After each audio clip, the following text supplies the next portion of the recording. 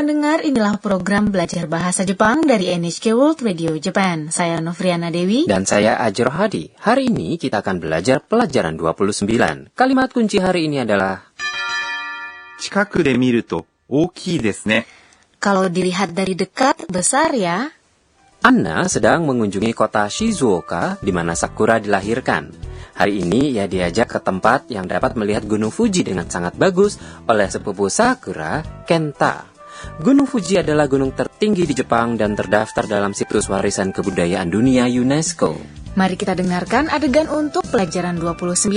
Kalimat kuncinya adalah 近くで見ると大きいですね。 kalau dilihat dari dekat, besar ya.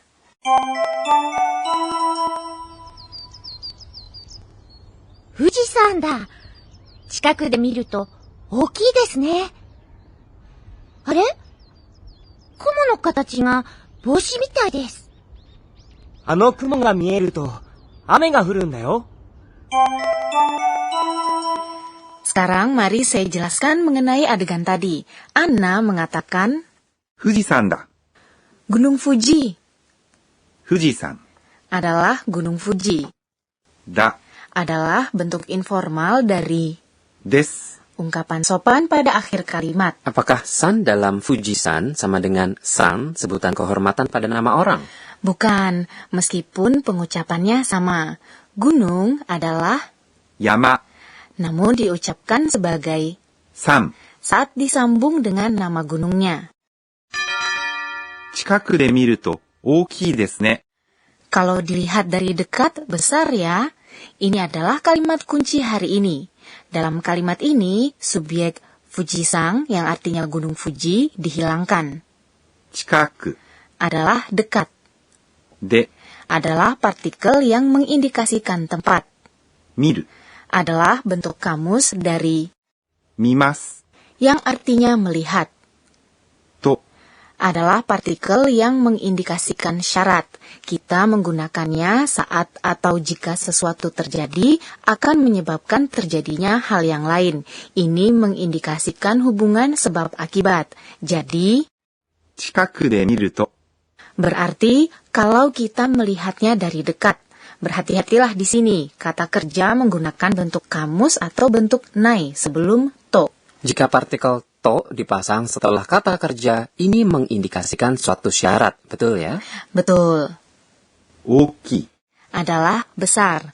Kecil adalah 小さいです adalah ungkapan sopan pada akhir kalimat. ね Adalah partikel yang ditambahkan pada akhir kalimat. Gunakan saat Anda menginginkan persetujuan dari orang yang Anda ajak bicara. Kini, mari kita berlatih mengucapkan dalam bahasa Jepang. Kalau kita melihatnya dari dekat, besar ya. 近くで見ると大きいですね。 Anna memperhatikan sesuatu. あれ？雲の形が帽子みたいです。 Bentuk awannya terlihat seperti topi. あれ？ Adalah kata seru yang Anda gunakan saat menyadari akan sesuatu. 雲 Adalah awan. の Adalah partikel yang menghubungkan kata benda. 形 Adalah bentuk. が Adalah partikel yang mengindikasikan subjek. Di sini, kumo no katachi atau bentuk awan merupakan subjeknya. 帽子 Adalah topi. みたい Adalah seperti. Awan terlihat seperti topi. Awan di atas satu puncak gunung seperti topi disebut. 笠雲 Ini dikatakan pertanda hujan. Kenta menjelaskan kepada Anna. あの雲が見えると雨が降るんだよ。 Kalau awan itu terlihat, hujan akan turun loh. あの Adalah itu. Ini merupakan kata demonstratif yang menunjukkan pada suatu benda yang jauh. Kumo adalah awan.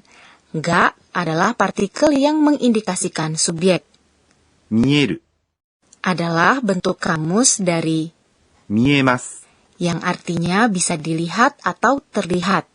To adalah partikel yang mengindikasikan suatu syarat. Novriana, apa sih perbedaannya antara mimas dan miemas? 見ます Artinya Anda melihat sesuatu dengan sengaja. 見えます。 Berarti sesuatu terlihat atau bisa dilihat, atau Anda kebetulan melihatnya meskipun tidak sengaja. Kalau begitu, Gunung Fuji terlihat adalah Fujisan ga miemasu. Betul? Betul sekali. Mari kita kembali ke adegan tadi. 雨、 Adalah hujan.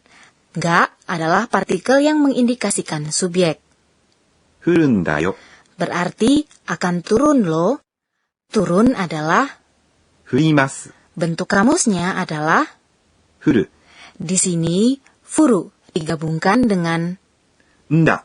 ungkapan yang digunakan untuk menjelaskan apa yang akan terjadi atau mengapa. Enda. Dalam pelajaran 27, Anda belajar menggunakan んです。 saat Anda menjelaskan sesuatu. Bentuk informal dari endes adalah んだ。よ。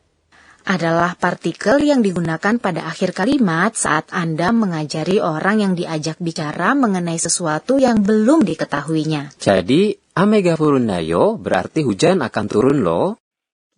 Kini mari kita dengarkan adegan untuk pelajaran 29 lagi. Kalimat kunci hari ini adalah 近くで見ると大きいですね。 kalau dilihat dari dekat besar ya.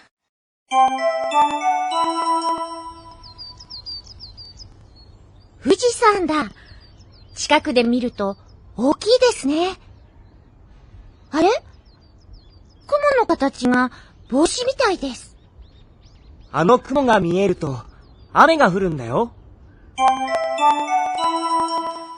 Sekarang waktunya pojok Sensei Oshiete. Penyelia program ini, Profesor Akane Tokunaga akan mengajarkan mengenai poin pembelajaran hari ini. Hari ini kita mempelajari enda, ungkapan yang digunakan untuk menjelaskan sesuatu. Saya ingin tahu lebih banyak cara menggunakannya.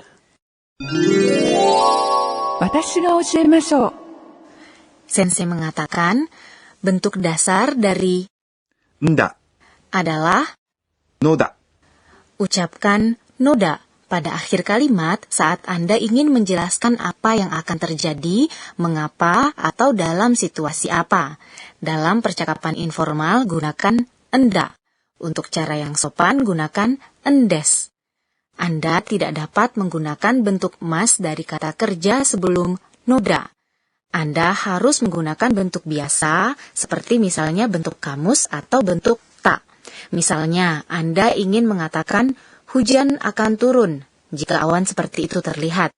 Hujan akan turun adalah 雨が降ります。 gantilah 降ります。 yang artinya turun menjadi bentuk kamusnya. 降る。 Dan tambahkan enda. Jadi ucapkan 雨が降るんだ。 kalimat sopannya adalah 雨が降るんです。 noda menjadi なのだ。 jika kata benda atau kata sifat na diletakkan sebelum noda. Dalam hal itu, enda menjadi なんだ。 jadi jika pekerjaan 仕事。 adalah alasannya, katakan 仕事なんだ。 kalimat sopannya adalah 仕事なんです。 Itulah tadi pojok Sensei Oshiete.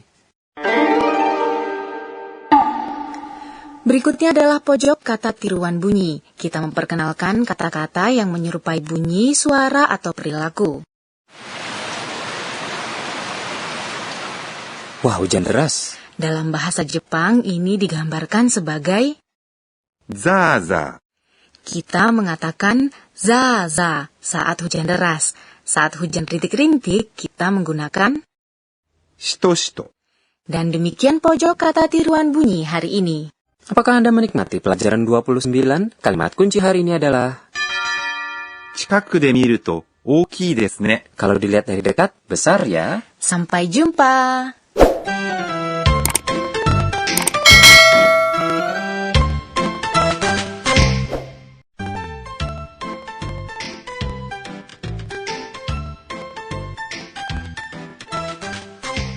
Halo para pendengar, inilah program belajar bahasa Jepang dari NHK World Radio Japan. Saya Novriana Dewi. Dan saya Ajro Hadi. Hari ini kita akan belajar pelajaran 30.